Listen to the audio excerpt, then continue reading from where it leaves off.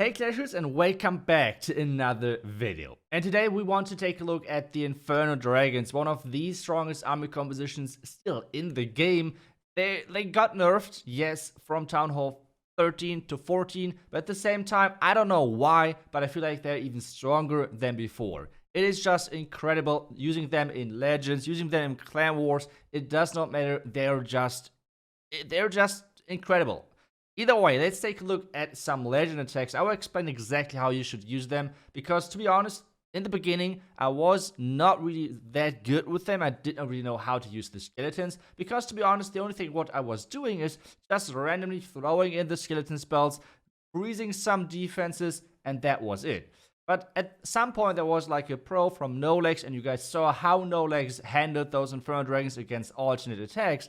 And he was like telling me a couple of secrets about the Inferno Dragons. So today I'll try to show you guys how exactly to use them and how to exactly use all of the spells. If I'm doing any mistakes, I will highlight them to you so you guys can do them way better and become masters with this strategy. One side note, please do not attack me in Legends with Inferno Dragons, because I freaking hate it, because they're just so strong and so annoying to defend. Either way. So first off, when you're going into base, the first thing normally is you should first choose if you're going in with the Slammer or with the Blimp. The Blimp is pretty nice because at the moment, if you're sitting in the Blimp and raging at the Town Hall, it's really nice because this means you completely avoid the poison of their Town Hall, which is giving you a huge boost, because those, like, the biggest weakness to the Inferno Dragons is splash damage. That's getting us to the next part.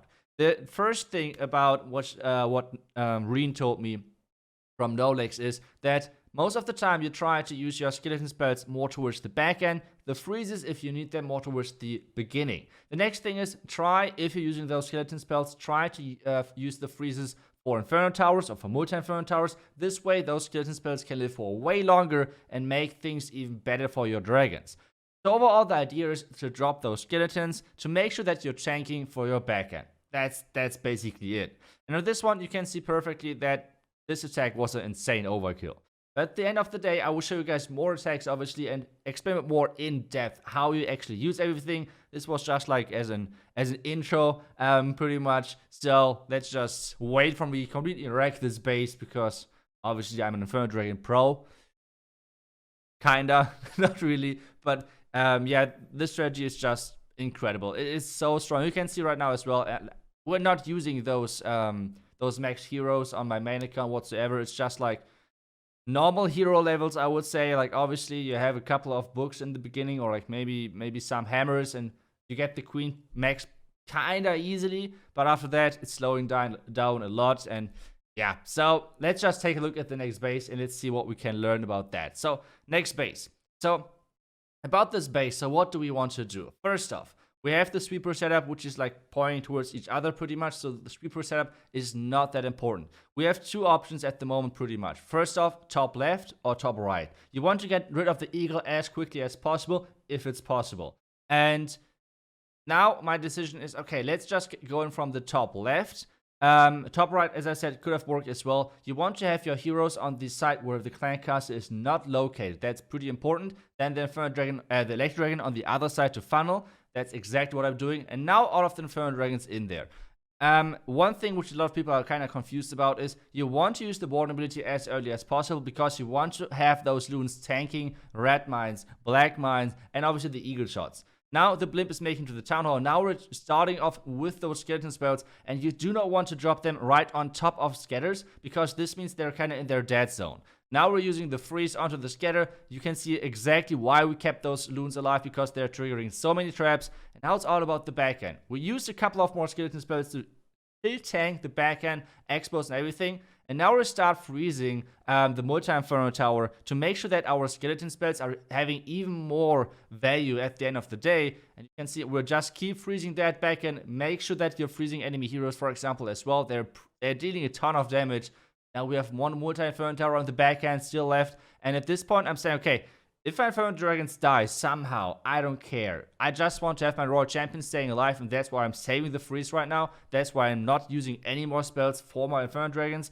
And, well, you can see as well, this attack did not go as planned.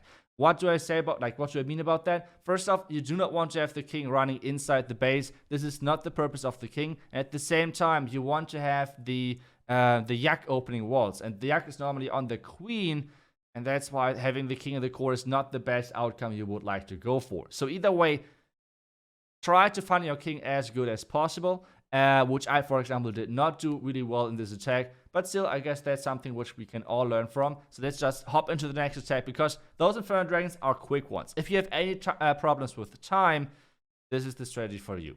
But let's take a look at the next attack. So this time, it's a really weird-looking base. I feel okay, pretty much it's a classic anti-3-star base, to be honest. But the clan caster is so off-centered that it's already pretty strange. So I wasn't really sure what to do about this base.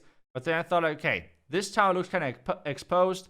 The clan caster is at the far top side. So let's just try to push our heroes into that compartment. Within most recent hero changes, like how the heroes work, basically, it got improved a lot. That those openings are completely getting ignored by those heroes. So they're walking inside really easily. That's what I'm trying to do. I'm trying to go for this enemy town hall, trying to get my king at least inside there, and that's exactly what is happening. With taking down the town hall, I already told you guys how important it is to take down the town hall, because first, with Inferno Dragons, you want to use the ward ability ASAP. You want to use the ward ability as early as possible, and the town hall explosion is not the nicest thing to have with your Inferno Dragons. So this is, kind of important on that end. Now, I'm using the Slammer because normally you only use the blimp if you want to get a specific target out of the way, which normally is the Town Hall. So that's why I'm using the Slammer early. And this Slammer is designed, or like supposed to fly inside the core, and then obviously like get some nice dragons and loons in there. Now I see like this single Inferno Tower on the far left side. I'm targeting that with my Royal Champion, tanking with my skeleton spells. Now I noticed that I completely forgot about my Inferno Dragon, Electro Dragons, I'm sorry. I placed that now. And now for the backhand, we have still so many spells. Like we can just keep freezing this backhand Inferno Tower and using those skeletons. You can see I'm using the skeleton even into the dead zone. What this does is that the scatter shot will always reach those skeletons, because you can see with the other skeleton spell right on top of the scatter can't shoot it. And those skeleton spells are not supposed to do damage. That's not their purpose. Their purpose is to tank for the Inferno Dragons, and that's what you want to do.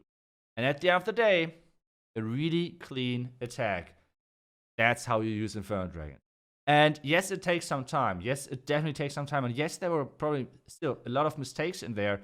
But Inferno Dragons, as soon as you got the idea of how to use the spells, how to use your heroes, is such a insane strategies, just straight up. It is just incredible. But hey, let's take a look at the next attack. So on this one, we have the two sweepers point towards the top left and towards the bottom right. Now, obviously, what should we do? Well, we try to avoid those sweepers, and that's what we're doing. So first off, we have the clan castle more towards leaning more towards the bottom side. That's why I'm using my heroes at the top. I'm trying to push my king into the scattered compartment. That's what I'm trying to do right now. And that's how I'm using my queen as well. So the queen is supposed to push the king inside the scattered compartment, because as we already noticed, the biggest enemy to Inferno Dragons is the splash damage. And the scatter shot is dealing a ton of splash damage. So this being said, it is really important to take down those scatters. That's exactly what we're doing right there. King ability is getting used any second now as well. And Inferno Dragons are now completely getting into the base, overpowering the base, hopefully. Now the blimp, I could have placed the blimp a little bit earlier as well to catch it with the warden ability as well. But I feel like this delayed blimp might be stronger. And now just keep freezing the core because, well, we just want to take rid of the multi-Inferno Tower. So I'm just keep freezing it. We have one skeleton spell left, which I can use for the backhand if we need it. And now, just take a look at my freezes. Perfect freezes onto Queen and the multi-Inferno Tower. As I said, the multi-Inferno Tower being one of the biggest threats to Inferno Dragons, because splash damage is just so good against them. And the multi-Inferno Tower, like on Town of 14, it got buffed so bad. Like, it is incredible. But at the same time, Inferno Dragons, I mean, they got a new level, right? Like the baby dragons, which means the Inferno Dragons as well. And this is how you use it. It's yet again a complete overkill. Like, those Inferno Dragons are just incredible in Legends, anywhere where you would like to use them.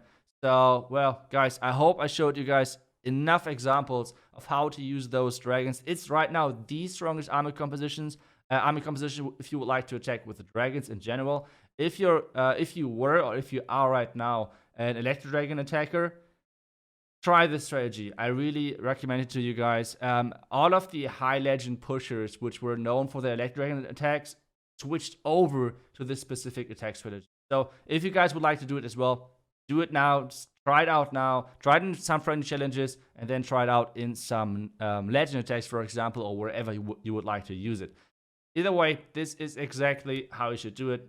I hope you guys enjoyed the video, and I hope I see you guys back tomorrow for the next one. Until then, see you guys, and bye-bye.